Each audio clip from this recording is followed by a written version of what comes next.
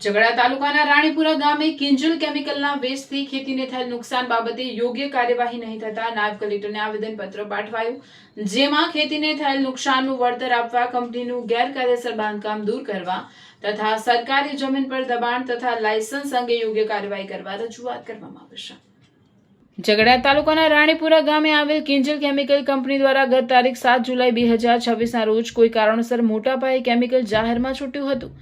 જેના કારણે કંપનીની બાજુમાં આવેલા ખેતરમાં કેળના ઉભા પાકને ખૂબ મોટા પાયે નુકસાન થવા પામ્યું હતું, જે બાબતને આજે 1 માસ થવા આવ્યા હોય બાદ પણ કોઈ કાર્યવાહી નહીં કરવામાં આવતા ખેડૂત સંજય દેસાઈ તથા અન્ય ખેડૂતો દ્વારા ઝઘડિયા નાયબ કલેક્ટરને આવેદનપત્ર પાઠવી રજૂઆત કરવામાં આવશે। આવેદનપત્રમાં જણાવ્યું છે કે કિંજલ કેમિકલ કંપની દ્વારા છેલ્લા 3 વર્ષથી કરવામાં આવતી ગેરકાયદેસર પ્રવૃત્તિઓને કારણે ખેડૂતોને તેમજ જાહેર હિતને ભારે નુકસાન થઈ રહ્યું છે। કંપની દ્વારા દર વર્ષે કેમિકલ વેસ્ટ યુક્ત પાણી ખેતરમાં છોડવામાં આવે છે, જેના કારણે ઊભા પાકને તેમજ ખેતીની જમીનની ફળદ્રુપતાને ભારે નુકસાન થયું છે અને જમીનની ઉત્પાદન ક્ષમતા પણ ઘટી રહી છે। ગત માસે કંપની દ્વારા કેમિકલ વેસ્ટ ખેતરમાં છોડવામાં આવ્યું હતું, જેના કારણે કેળના અંદાજે 1500 થી 2000 થડને નુકસાન થયું હતું। આ બાબતે ઝઘડિયા મામલેદાર જીપીસીબી કચેરી અંકલેશ્વર, નાયબ collector Jhagadia, police inspector Jhagadia, તાલુકા ખેતીવાડી અધિકારી ઝઘડિયા, બાગાયત કચેરી ભરૂચ,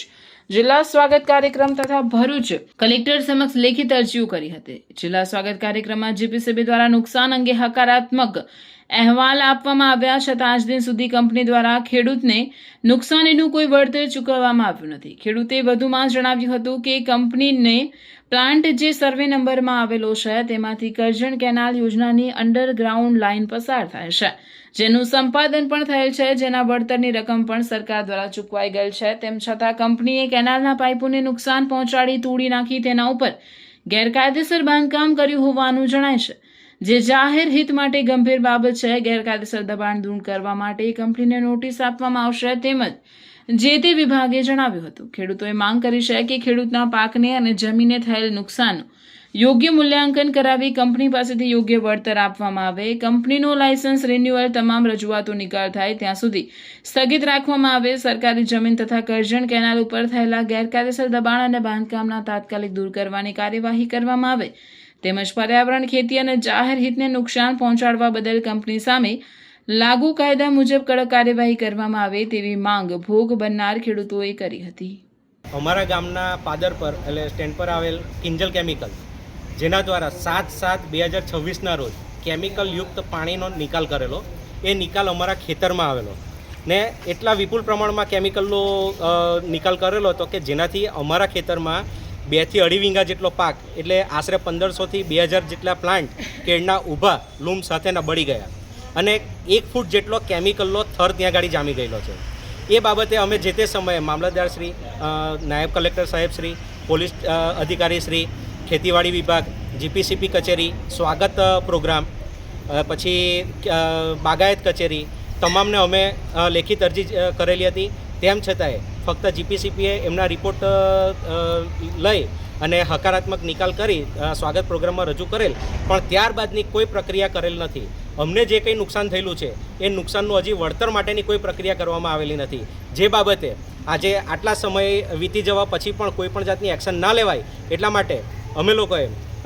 આજે નાયબ કલેક્ટર શ્રી ઝઘડિયાને એક આવેદનપત્ર પાઠવેલું છે અને કિંજલ કેમિકલ દ્વારા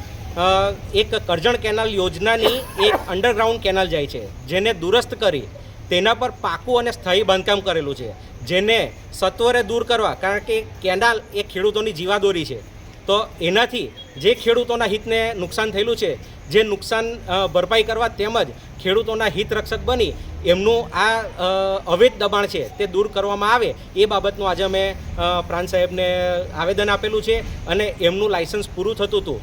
અને લાયસન્સનું ત્યાં ગાડી રિન્યુઅલ માટેની પ્રક્રિયા ચાલતી તે સમયમાં આ બધા જે કેમિકલ વેસ્ટ છોડવાનું ને એ બધી પ્રક્રિયા જે થયેલી છે તે સમયમાં થયેલી છે। એટલે સાહેબ કંઈ નહીં ને કંઈક જગ્યાએ કોઈક જગ્યાએ આપણા તંત્રથી પણ કોઈક ચૂક થઈ રહેલી હોય એવું જણાઈ આવતું હતું, જેથી કરીને એ ચૂક એક આગળ જતાં કોઈ નુકસાન ના કરે એટલે એ સંદર્ભે આજે અમે પ્રાંત સાહેબને એક આવેદન પાઠવેલું છે। खुद के कपड़े तो ऑनलाइन ऑर्डर हो जाते हैं, लेकिन मम्मी के लिए साड़ी लेनी हो तो पानम प्लाजा आना ही पड़ता है, क्योंकि भरूच में सारी शॉपिंग की पहली पसंद है मातेश्वरी सिल्क पैलेस, जो पिछले 18 सालों से लोगों का भरोसा जीत रहा है।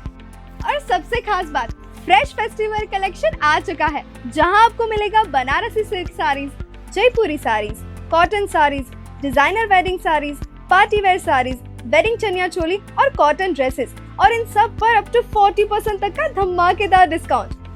अगर आपको सिंपल, क्लासी और एलिगेंट लुक पसंद है तो इनका प्रिंटेड और एम्ब्रॉयडरी ड्रेस मटेरियल कलेक्शन जरूर देखिए। ड्रेस मटेरियल्स पर भी 30% तक का स्पेशल डिस्काउंट मिल रहा है, तो फिर देर किस बात की। इस वीडियो को अभी सेव कीजिए और अपने फ्रेंड्स और फैमिली के साथ शेयर कीजिए ताकि आपकी शॉपिंग का प्लान मिस ना हो। आज विजिट कीजिए मातेश्वरी सिल्क पैलेस, पानम प्लाजा, भरूच।